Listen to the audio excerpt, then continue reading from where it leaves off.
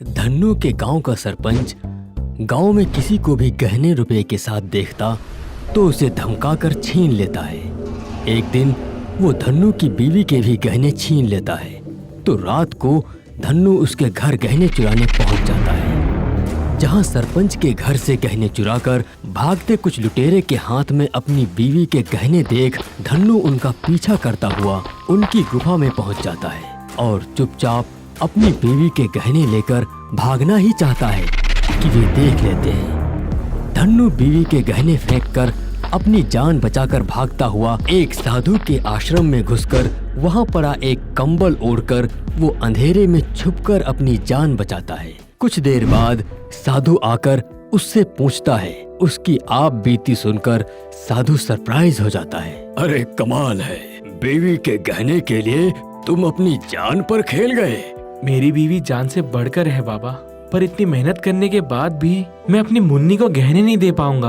अब दोबारा वहाँ जा भी नहीं सकता। अब की बार तो बच गया, आगे नहीं बच पाऊंगा। बच जाओगे। जिस कालीन ने तुम्हें अभी बचाया है वो ही तुम्हें आगे भी बचाएगा। कालीन बचाएगा? पर कैसे बाबा? देखो, हम तपस्वी ऊंची ऊंची पहाड़ी पर जाकर एकांत में ध्यान करते हैं। ऊंची पहाड़ी पर जाने के लिए मैंने अपनी तपस्या से ये उड़ने वाला कालीन पैदा किया है। तुम इस कालीन पर सवार होकर अपनी बीवी के गहने लेकर उड़ते हुए गांव पहुंच सकते हो। वो लुटेरे तुम्हें छू भी नहीं पाएंगे। सच साधु महाराज? तो क्या मेरी मुन्नी को गहने मिल जाएंगे? हाँ, तुम इस कालीन पर सवार होकर कहो, ए मेरे कालीन उड़ जा। हे कालीन उड़ जा। अरे हाँ साधु महाराज, ये तो उड़ रहा है। जाओ अपना काम करो, मुझे जरूरत लगेगी तो ये कालीन अपने आप मेरे पास आ जाएगा। हे कालीन, मुझे उस गुफा में ले चल। मैं मेरी मुन्नी के गहने वापस लेना चाहता हूँ। ओह, ये गहरी नींद में सो रहे हैं। मुझे मेरी मुन्नी के गहने ले लेने चाहिए। अरे ये तो हमारी तिवारी काकी के गहने हैं, इसे भी ले चलता हूँ। काकी खुश हो जाएगी। बेचारी कितनी रोई थी जब सरपंच ने उससे ये छीन लिए थे। बाकी भी मेरे ही गांव वालों के गहने हैं, क्यों ना सब ले चलूं? अरे ये तो वही आदमी है, पकड़ो इसे। सरदार, ये कुदरत का कौन सा करिश्मा था? रो मत बहू, धन्नू बेटा को सरपंच और उसके आदमी कुछ नहीं किए होंगे। वो आता ही होगा। मैंने पहले ही उन्हें कहा था पर वो नहीं माने। मुझे तो लगता है सरपंच और उसके आदमियों ने हे ऊपर वाले, मेरे पति की रक्षा करना। अरे वो देखो काकी। अरे ये तो हमारा धन्नू है। ये उड़ कैसे रहा है? धन्नू! तिवारी काकी, मैं आपको ही याद कर रहा था। ये लीजिए आपके गहने। अरे वाह, मेरे गहने! सोचा नहीं था कि कभी मिल जाएगा। जुग जुग जियो बेटा, जुग जुग जियो। अरे मेरे गहने? वो भी है, ये देखो। और भैया, दादा, काका, आप सब लोग भी गहने लो। ये आप लोगों के हो या ना हो, ले लो ले लो। अरे ये लो, अरे लो ना। अब तो पूरा गांव धन्नू के इस काम से खुश हो जाता है। अब तक दुखी बैठे पूरे गांव के लिए धन्नू दूसरी रात, फिर तीसरी रात, फिर चौथी रात, हर रात वो उड़ता हुआ उस गुफा में पहुंचता है और उस दिन के लूट कर लाए सारे गहने कालीन पर डालता है और उड़ता हुआ आकर पूरे गांव पर लुटाता है। अब तो पूरा गांव गहने पहनकर घूमने लगता है। सरपंच को पता चलता है तो हमेशा की तरह उनके गहने उतारने वाला आता है। उतारो गहने उतारो, औकात दो कौड़ी की नहीं, गहने हजारों के, लाओ इधर।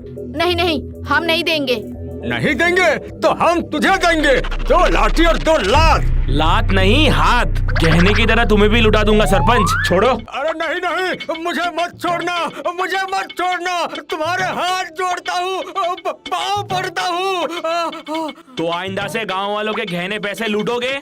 अरे अरे नहीं लूटूंगा, नहीं लूटूंगा। उल्टा जरूरत पड़ी तो उन्हें और दूंगा। ठीक है, आज माफ कर देता हूँ।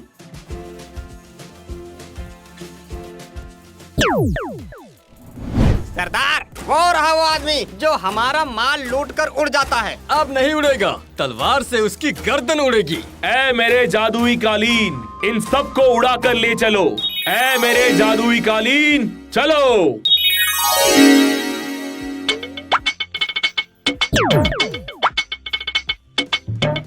अरे पागल हो गया है क्या लड़के? गिर जाएंगे। हाँ, हमें छोड़ दो। अरे जो कहोगे करेंगे, छोड़ दो हमें। हाँ। वैसे भी अब तुम अपनी मर्जी का नहीं करोगे। ये लो, तुम्हें छोड़ने की जगह आ गई। जाओ, तुम्हारी असली जगह गुफा नहीं, ये है। वाह धन्नू बेटे, 20 सालों से जिन लुटेरों की तलाश थी, तुमने आज उसे पकड़वा ही दिया। हाँ थानेदार साहेब, कितने ही सालों तक पापी बचते रहे, एक दिन उसका अंत तो होना ही था। वो हो गया, चलता हूँ। साधु महाराज को भी ये कालीन वापस करना है। और वो कालीन पर बैठकर साधु महाराज के पास पहुंचता है तो साधु कहता है, मैंने तो कहा था जब मुझे जरूरत होगी कालीन मेरे पास अपने आप ही आ जाएगा, फिर भी तुम देने आ गए। हाँ साधु महाराज, इससे जिन्हें सबक सिखाना था सिखा दिया। अब आप इसे अपनी सेवा में रखिए। जब कभी फिर किसी पापी को सजा देनी होगी, मैं इस जादुई कालीन को जरूर ले जाऊंगा। मार्केट में जीरोक्स की छोटी सी दुकान चलाने वाले नंदू की बड़ी मुश्किल से इतनी कमाई होती, वो जैसे तैसे 2 वक्त का खाना खा पाता। एक दिन कुछ लोग कहते हैं, नंदू भाई, आजकल सिर्फ ब्लैक एंड व्हाइट जेरोक्स की दुकान नहीं चलती, लोग कलर जेरोक्स भी निकालते हैं। जिनके पास कलर जेरोक्स है, लोग वही जाकर ब्लैक एंड व्हाइट भी निकाल लेते हैं। सुनकर नंदू बीवी की सोने की अंगूठी गिरवी रखकर कलर जीरोक्स मशीन ले आता है। वो लाने के बाद भी इक्का दुक्का ही कस्टमर उसकी दुकान पर आते हैं। इस बात से वो एकदम टूट जाता है। लीना, बहुत दुख हो रहा है मुझे। कलर जेरोक्स मशीन लाने के बाद भी हमारी वही हालत है। तुम्हारी सोने की अंगूठी भी गिरवी रख दी, उसका भी ब्याज दे रहा हूँ, वो अलग। कोई बात नहीं, सब्र करो। तुम ही तो कहते हो धंधा जमने में टाइम लगता है। हाँ, पर कितना टाइम? अब तो टूटता जा रहा हूँ मैं। ऐसे में एक दिन उसकी दुकान पर एक कस्टमर सरकारी स्टाम्प पेपर का कलर जीरोक्स निकलवाने आता है। वाह, तुम्हारे यहाँ का कलर जेरोक्स तो एकदम क्लीन है। इसमें ओरिजिनल कौन सा है और जेरोक्स कौन सा, समझ में ही नहीं आता। मैं खुद कंफ्यूज हूँ। देखिए, हाँ, मैंने मशीन वाला पहला उठाया था, जेरोक्स वाला बाद में। घर जाकर वो अपनी बीवी से ये बात बताता है। बीवी कहती है, इतनी बढ़िया मशीन होने के बाद भी कोई कस्टमर नहीं आता। लगता है हमारी किस्मत ही खराब है। दूसरे दिन एक कस्टमर उसकी दुकान पर जेरोक्स निकलवाने आता है। भाई, इस पेपर का जेरोक्स निकाल दो। इनका भी? इनका नहीं भाई, ये तो ओरिजिनल स्टाम्प पेपर है। बेटे को कहा था इस डेट के 2 स्टाम्प पेपर ले लेना, पर बेवकूफ एक ही लेकर आया। काश मेरे पास इस डेट का एक और ओरिजिनल पेपर होता। मेरे कलर जेरोक्स मशीन में से तो एकदम ओरिजिनल जैसा पेपर निकलता है। क्यों ना मैं इस बेचारे की प्रॉब्लम सॉल्व कर दूं? साहब, आपको उस डेट का एक स्टैम्प पेपर मिल जाए तो मैं उसे 10,000 रुपए दूं। 10,000? अगर आप ये ओरिजिनल पेपर देकर जाओ तो इसे दिखाकर मैं मेरे वकील दोस्त से आपके लिए कल सेम डेट का पेपर ले आऊंगा। अरे कल क्यों, आज ही। मुझे उसका नाम पता दो, मैं जाकर ले आता हूँ। नहीं नहीं, ऐसे वो किसी को नहीं दे सकता। पर आपको तो पता है, जरा सी गलती पर बवाल हो जाता है। आप पेपर दे दो, मैं शाम तक ले आऊंगा। ये लो, लेकिन शाम को ले आना भाई, कैश 10,000 दूंगा। वाह, एकदम ओरिजिनल जैसा। समझ नहीं आ रहा कि ओरिजिनल कौन सा और जेरोक्स कौन सा।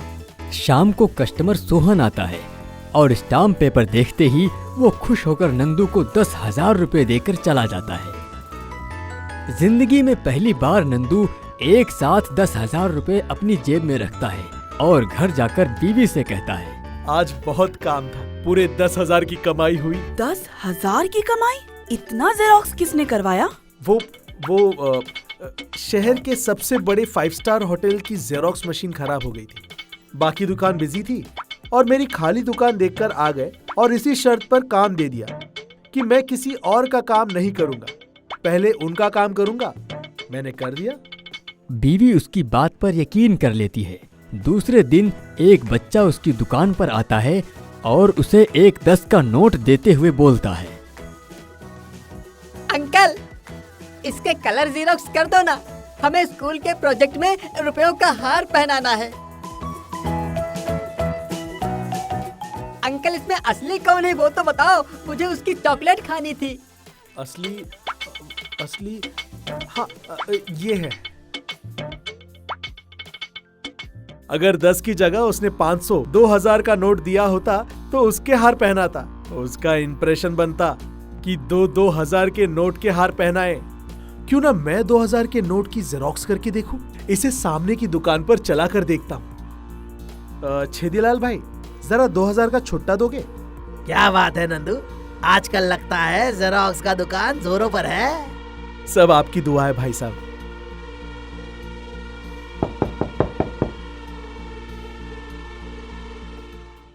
भाई साहब, क्या आपके वकील दोस्त से इस डेट का भी स्टाम्प पेपर मंगा सकते हो? अगर मंगा दोगे तो 15,000 रुपए दूंगा। मेरा 50 लाख का काम हो जाएगा। सुनकर नंदू के मन में लालच आ जाता है और वो कहता है, भाई साहब, वकील साहब गुस्सा हो रहे थे कि अब की बार 10,000 में दे रहा हूँ, आगे से अमाउंट के हिसाब से पैसे चार्ज करूंगा। आपके 50 लाख का काम होगा तो पैसे भी उस हिसाब से वो लेंगे। ठीक है, पेपर लाकर दो, 1 लाख रुपए दूंगा। 1 लाख? शाम को आइए, मंगवा कर रखता हूँ। अगर इस स्टैम्प पेपर का ये 1 लाख दे सकता है तो किसी और को भी इस डेट के स्टैम्प पेपर की जरूरत पड़ सकती है। क्यों ना मैं इसकी और कॉपी बना कर रख लूं? वकील साहब कह रहे थे इस डेट के उनके पास 3-4 पेपर और हैं, किसी को जरूरत हो तो बताना। अरे क्यों नहीं, ऐसे आउटडेटेड स्टाम्प पेपर की तो हमें जरूरत पड़ती रहती है। अगर तुम मंगा दिया करोगे तो तुम्हें भी अच्छे पैसे दिलवा दिया करूंगा। और उसके बाद तो नंदू के पास कई ऐसे ही अलग अलग डेट के स्टाम्प पेपर लेने वाले या जेरोक्स निकलवाने वाले कस्टमर आते हैं। नंदू उसके कई कॉपी करके अपने पास रख लेता है। यही नहीं, वो 500, 2000 के भी कई नोट्स बनाकर अपनी बीवी के साथ मार्केट जाकर न सिर्फ अपनी अपनी पसंद की चीजें खरीद लेते हैं, बल्कि कुछ दिनों बाद एक नया घर और बड़ी सी कार भी खरीद लेता है। उसकी तरक्की देखकर लोगों को जलन होने लगती है। ससुरा, इसकी दुकान पर इतने कस्टमर्स तो आते नहीं, फिर ये इतना पैसा कहाँ से लेकर आता है? मार्केट में एक औरत उसकी बीवी से यही बात पूछती है तो वो उसे 5 स्टार होटल के जीरोक्स की बात कहती है।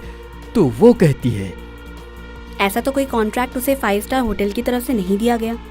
तुम्हें कैसे पता? अरे मेरे पति 5 स्टार होटल में कंप्यूटर और जेरोक्स डिपार्टमेंट संभालते हैं। सुनकर बीवी टेंशन में आ जाती है। शाम को आने पर वो पूछती है तो नंदू असली बात बता देता है। बाप रे, इतना बड़ा फ्रॉड! देखो, अब तक जो किया, अब बंद कर दो। क्यों बंद कर दूं? आज तक हम इतनी गरीबी में जिए, अब कमाई का मौका मिला तो क्यों छोड़ दूं? बीवी उसे काफी समझाती है पर वो नहीं समझता।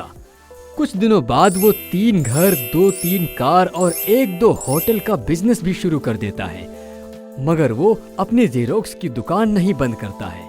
ये देख लोगों को शक हो जाता है। जरूर दाल में कुछ काला है, इसकी दाल ईडी वालों को चखानी पड़ेगी। और छेदीलाल चुपचाप ईडी को फोन कर देता है। और जैसे ही रात को वो अपनी दुकान में नोट और स्टाम्प पेपर के जीरोक्स बनाने लगता है, उसी समय वे उसे रंगे हाथों गिरफ्तार करके ले जाते हैं। जाता हुआ वो बहुत पछतावा करता हुआ बीवी से कहता है, तुमने सच कहा लीना, कुछ दिन बुरा काम करके वापस सही रास्ते पर आ जाने से जिंदगी संवर सकती है, पर हमेशा ही बुरा काम करके अमीर बनने वाले का हश्र हमेशा बुरा ही होता है।